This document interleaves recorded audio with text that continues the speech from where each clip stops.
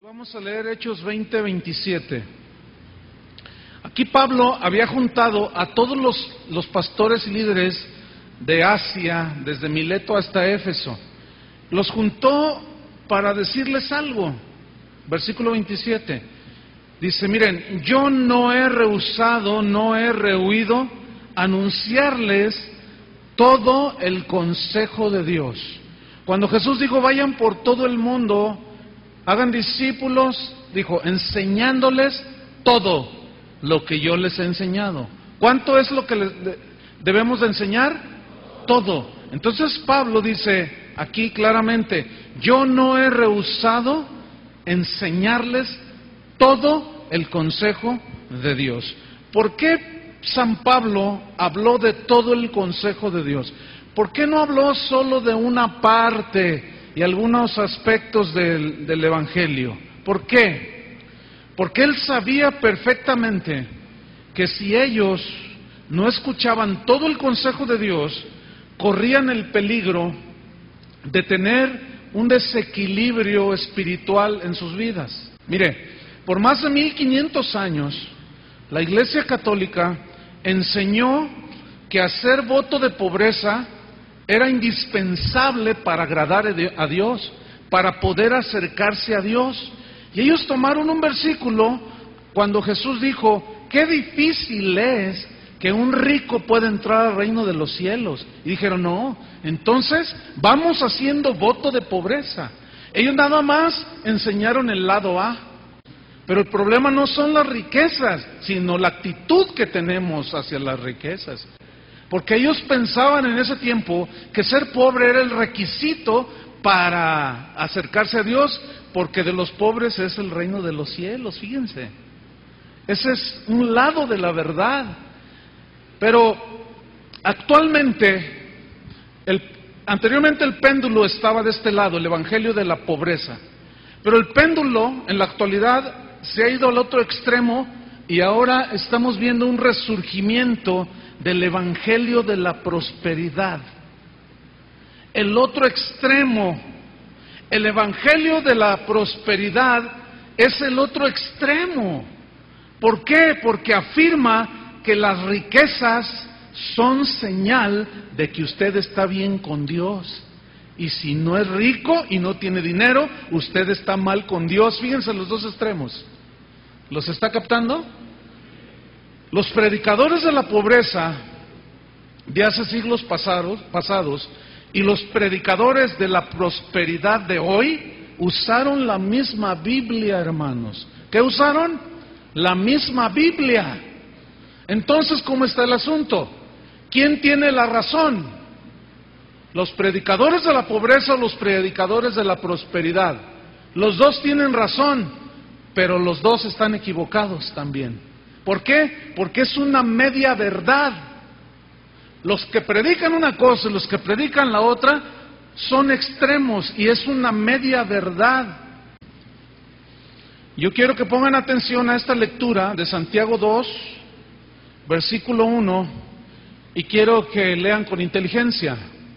Síganme ahí, dice, hermanos míos, que vuestra fe en nuestro glorioso Señor Jesucristo sea sin acepción de personas, sin distinción de nadie.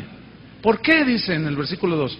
Porque si en la congregación entra, escuchen, un hombre con anillo de oro y con ropa espléndida, esto es igual a un rico, y también entra un pobre con vestido andrajoso, yo quiero que pongan atención, ¿quiénes forman las congregaciones de los hijos de Dios?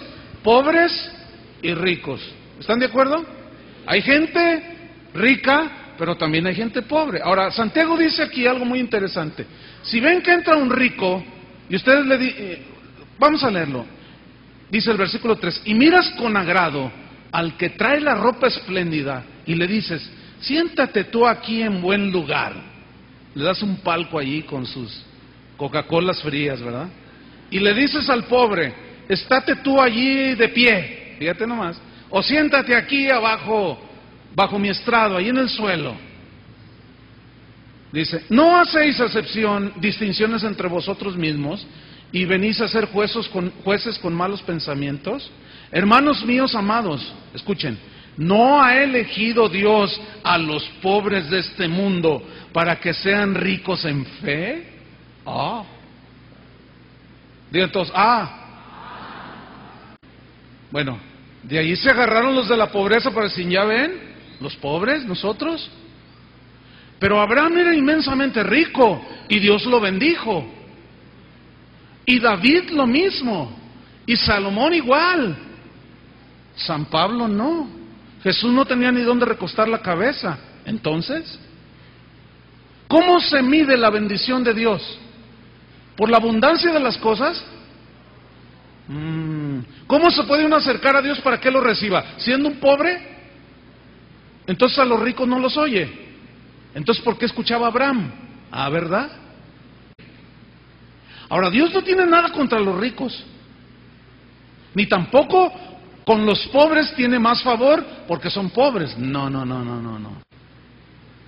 Pero este versículo contradice a los profetas de la prosperidad que pregonan a grito abierto que si usted tiene fe, usted prosperará.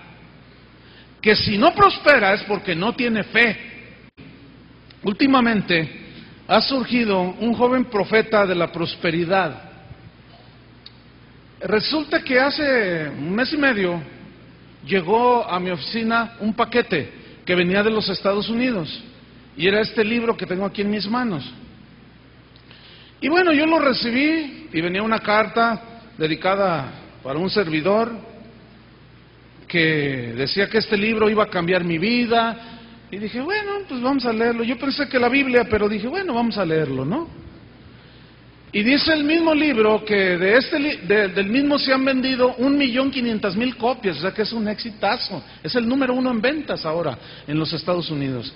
Y que este predicador se ve en más de 100 millones de hogares alrededor del mundo. El libro se llama Su mejor vida ahora, así se llama el libro. El autor es un profeta llamado Joel Osteen. Bueno, hijo de John Austin, exactamente, algunos lo identificarán. Para empezar, el título del libro está de que, ahí te lo encargo, escuchen, Su mejor vida ahora. Yo pensaba que era después. ¿Cuántos pensaron que era después? O estamos equivocados todos nosotros o él tiene la razón. Para tener la mejor vida ahora. Pero por ejemplo él habla de cómo logró obtener la mejor casa del barrio, la más lujosa, la más cara. Esto fue por medio, dice él, de la visualización. ¿En qué consiste la visualización? En imaginar, pensar y confesar que tú vives en esa casa, aunque estés en otra, ¿no? Y si no lo haces de esta manera, nunca vas a obtener lo que tú deseas en esta vida. Ahora, yo busqué en el diccionario Larousse lo que significa visualizar y vean lo que encontré. Significa lo siguiente: representar mediante imágenes ópticas fenómenos de carácter mental. Apunten. Significa formar en la mente una imagen visual de un concepto abstracto. Miren, por un lado, este muchacho dice que si usted se conforma con lo que tiene, usted es un mediocre. Vamos a ver qué decía San Pablo.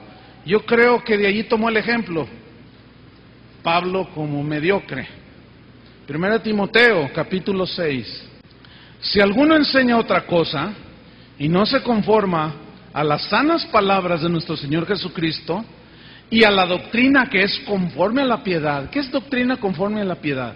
Es la doctrina que te lleva a enriquecer tu espíritu con las riquezas espirituales de Dios, que te acercan a Dios, no con las cosas materiales. Doctrina conforme a la piedad. Dice, versículo 4, está envanecido, nada sabe y delira acerca de cuestiones y contiendas de palabras, de las cuales nacen envidias, pleitos, blasfemias, malas sospechas. Disputas necias de hombres corruptos de entendimiento y privados de la verdad.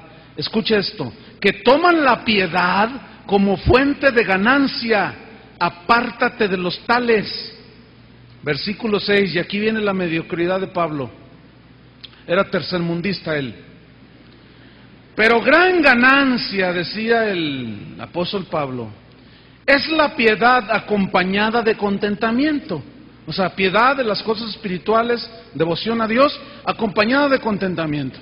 Porque nada hemos traído a este mundo y sin duda nada podremos sacar. Así que, teniendo sustento y abrigo, estemos contentos con esto. ¿Cómo la ven? Qué mediocre era Pablo, ¿no? Pobrecito. No tenía la revelación que hoy tienen estos hombres. Bueno, solamente hay dos cosas para quedarnos: con lo que dice la Biblia o con lo que dicen los profetas de la prosperidad. Cada quien escoge. Cada quien escoge. Mire, un periodista que es de los más agudos en el periodismo mexicano, se llama Eduardo Ruiz Gili. A mí me gusta escucharlo porque dice las cosas tal y como son, ¿no? Y con nombres y todo. Dijo el otro día, dice, fui a Houston, donde tiene su sede este profeta. Fui a hacer una investigación sobre un fenómeno llamado el Evangelio de la Prosperidad. Yo dije, ay, ¿qué va a decir? Y comienza él diciendo que él dice, yo personalmente estuve en el auditorio cuando ese hombre habló, cuando dio su dinámica, dijo. Una palabra muy dinámica, un mensaje muy dinámico. Dice, mire, para empezar el tipo es muy carismático, todo el tiempo tiene una sonrisa en su boca, todo el tiempo está sonriendo, y todo su mensaje se centró en que Dios te quiere hacer rico, Dios te quiere dar, Dios te va a abundar, Dios te va a dar. Y dice el periodista, no, qué mensaje, dice, hasta a mí me gustó, les confieso que me gustó, aunque no crea en Dios. Porque a quien no le gusta, dice el periodista, que le digan que Dios lo quiere hacer rico. A todos les gusta. Dice, nada más que son muy listos para explotar la fe de la gente, porque al final les dicen, ¿quieren que Dios los bendiga? Y todos dicen, sí, pues cáiganse, porque necesitamos $100 millones para restaurar un edificio que compraron. $100 millones. ¿Sabes lo que es eso, hermano? Más de 1,000 millones de pesos para remodelar un auditorio.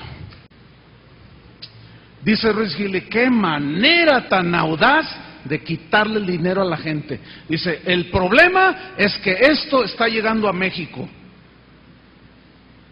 Hace 20 días estuve en Nicaragua y me dice un pastor, yo hablé un poco de esto y me dice, pastor, hubiera venido antes, 15 días antes. ¿Por qué? Le digo. Dice, es que llegó un apóstol. Mira, hermano, hacía milagros impresionantes. Y nos enseñó que Dios nos quiere bendecir. Nicaragua es un país pobre, muy pobre. Y nos dijo que Dios nos quería hacer ricos y todos quieren ser ricos. Y todos sí. Bueno, la única manera en que Dios los puede hacer ricos es dando. Así es que todos tráiganme sus relojes, sus anillos, sus pulseras, sus esclavas, su cartera. Nomás saquen la identificación y tráiganmelos aquí. Y yo le dije, ¿y se los llevaron? Dice, sí. Le digo, Dice, hubieras vendido 15 días antes. Le digo, ¿y qué ustedes no son capaces de discernir que estos tienen la piedad como fuente de ganancia? Y te presentan una media verdad, hermano. Y no enseñan en el equilibrio. Dice, es que mi pastor leyó un libro allí que es el bestseller ahorita en los Estados Unidos y les dijo este domingo pasado antes de venirme, hermanos, Dios está con nosotros. Todos los que son indocumentados en este país, no se preocupen, el favor de Dios está con ustedes, tráiganse a la familia, Dios va a obrar a nuestro favor. No puede ser posible que un pastor esté fomentando la violación a las leyes. Se lo voy a leer, Romanos 13, versículo 1. Sométase toda persona a las autoridades superiores,